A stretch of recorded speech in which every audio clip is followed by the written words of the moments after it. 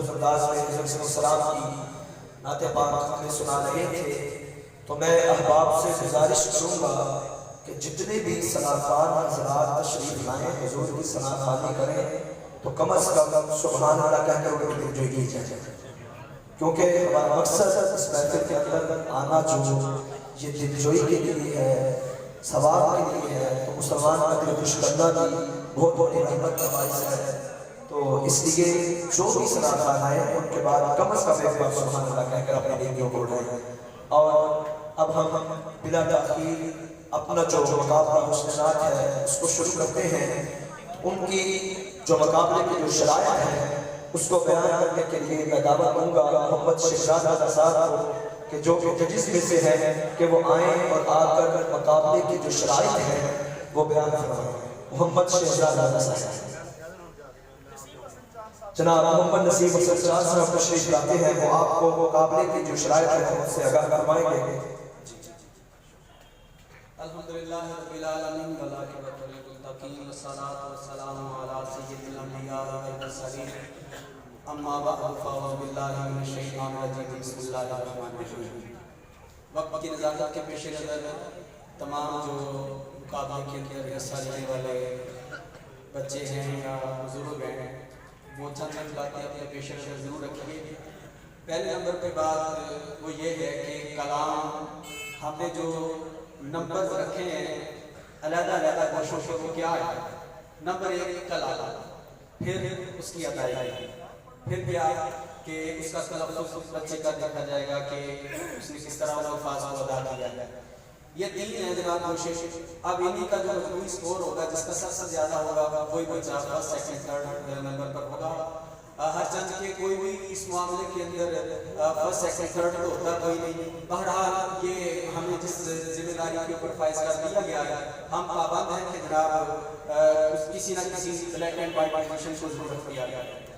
چند باتیں ضرور آپ پیش نظر رکھ لیجیے۔ اکثر مقابلہ حیرات ان کے اندر جانے کا شرف حاصل ہوتا ہے تو بہت ساری جگہوں کے اوپر بہت ساری قواعد دیکھنے کو میسر آتی ہیں۔ آپ کی خدمت میں گزارش ہے چند ایک چیزیں نوٹ فرما لیجیے گا کہ آپ نے کسی فلمی طرز کے اوپر کلام نہیں پڑھنا۔ نمبر 2، پھر آپ نے اس کے اندر دیکھیے مناجات بھی انڈائریکٹلی نعت ہی ہیں، لیکن آپ نے کوشش یہ کرنی ہے کہ وہ کلام ہے جس کے اندر خالص آقا جہاں صلی اللہ علیہ وسلم کی تعریف و توصیف آپ کی نعت ہو وہ آپ نے پڑھنے کی کوشش کرنی ہے۔ اس کے علاوہ کلام موضوع ہونا چاہیے اور مقفع ہونا چاہیے۔ ایسا کلام نہ ہو مثال کے طور پہ جو سامنے ہے مدینہ تو دیکھتا کیا ہے، یہی تو کعبے کا کعبہ ہے سوچتا کیا ہے۔ اب اس کے اندر جو قافیہ وہ ہے کہ اب ایسے کلام کو اگر ہم نعتیہ پیمانے کے اوپر کہیں کہ یہ نعت ہے تو ہمارے اساتذہ ہمیں اس بات پر قائل فرماتے ہیں کہ یہ کلام اس کو نعت تو کہنا بڑی دور کی بات، اس کو تو شعر بھی نہیں کہا جا سکتا، اس لیے کہ شعر کے اندر یہ 3 چیزیں ہوتی ہیں: کلام کا ہم وزن ہونا، اس کا مقفع ہونا اور پھر اس کے اندر شعر کہنے کا ارادہ پایا جانا۔ باقی سب سے جو معیاری کلام والا حضرت عظیم البرکت علیہ رحمہ کا ہے، اس میں سے اگر آپ کوشش فرمائیں تاکہ ہمیں جو آپ کے نمبر ہیں وہ کسی جگہ پہ کاٹنے کی جسارت نہ کرنی پڑے۔ باقی امید کرتا ہوں کہ انشاءاللہ ہاں ایک بات یہ وہ استاد فرما رہے ہیں کہ آپ نے 4 اشعار 3 اشعار نہیں پڑھنے۔ قائدی کی اصطلاح کے اندر کہتے ہیں کہ انترا اور ستائی آپ نے ادا فرمانی، یعنی آپ نے پہلا مصرع اور اس کے بعد دوسرا مصرع اور اس کو رپیٹ بھی نہیں آپ نے کرنا۔ ہمارے پاس جو ثنا خوانی لیسٹ لسٹ ہے اس کے اندر 30 ثنا خوان ہیں۔ اب اگر 30 بندوں سے ہم نعت سننا شروع کر دیں 4 یا ذوق کے لیے کہیں گی دوبارہ آپ رپیٹ فرما دیں تو جناب میرے خیال سے فجر ہو جائے گی، ہمیں عشاء کی نماز کا بھی خیال کرنا ہے۔ اب آپ نے پھر کرنا کیا ہے کہ آپ نے فقط ستائی یعنی مطلع پڑھنا ہے اور مطلع کے بعد ایک شعر پڑھنا ہے اور اس کو آپ نے رپیٹ بھی نہیں کرنا، اس کو آپ نے دہرانا بھی نہیں ہے۔ اگر آپ کہیں تو حصول برکت کے لیے میں آپ کو اعلیٰ حضرت کے کلام کا ایک کہہ لیجیے کہ مطلع اور مطلع کے بعد کا ایک جو شعر ہے وہ سنا دیتا ہوں اور اسی پیٹرن پہ آپ نے کوشش فرمانا ہے کہ جی پہلا شعر جو ہے پہلا شعر آپ نے رپیٹ بھی نہیں کرنا۔ دیکھیے سب سے زیادہ درود پاک پڑھنے والے ہم لوگ ہیں، لہٰذا جب کوئی بچہ ادھر مائک پر تشریف لائے تو ہم سامعین حضرات اس کی آمد سے درود شریف پڑھ لیں گے، وہ آتے نام شریف جو ہے نا وہ ضرور اسٹارٹ کریں۔ اچھا اور مطلب ساتھ کہا کہ مسلسل کے بچوں کو نہ پتا ہو، حضرات مطلب پہلے شعر کہا جاتا ہے، پہلا شعر کیا آپ نے ریپیٹ نہیں کرنا، اور بعد میں جو اس کا اترا آپ نے کہنا ہے یعنی اس کا جو اگلا شعر ہے وہ بھی آپ نے ریپیٹ نہیں کرنا، بس وہ کہہ گئے آپ کو نیچے تشریف لے آئے۔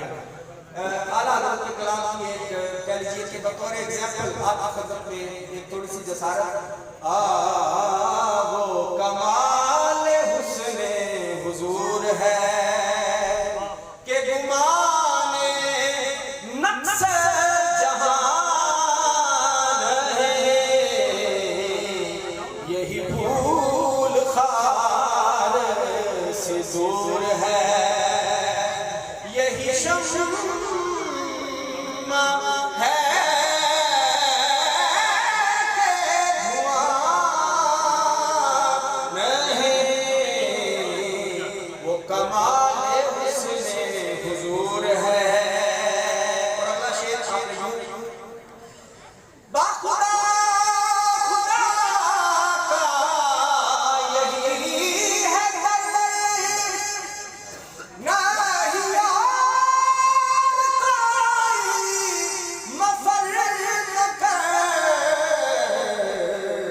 جو وہاں سے ہو یہی آپ ہو، جو یہاں نہیں تو وہاں نہیں،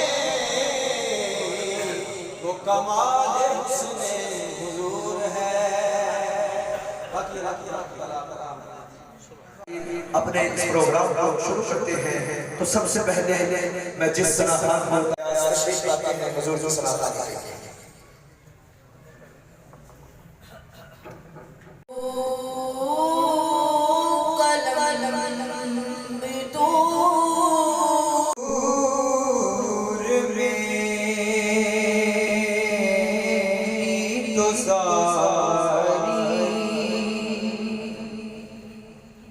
بہار آپ سے ہے حضور میری تو ساری، بہار آپ سے ہے، میں بے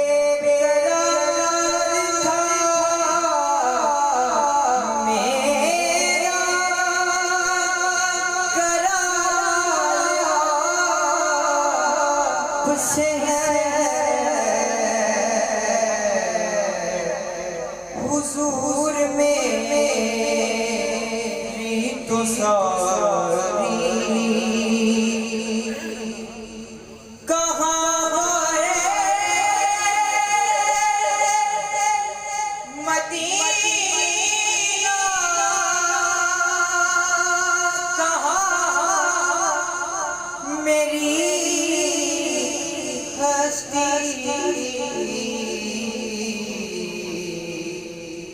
یہ حاضری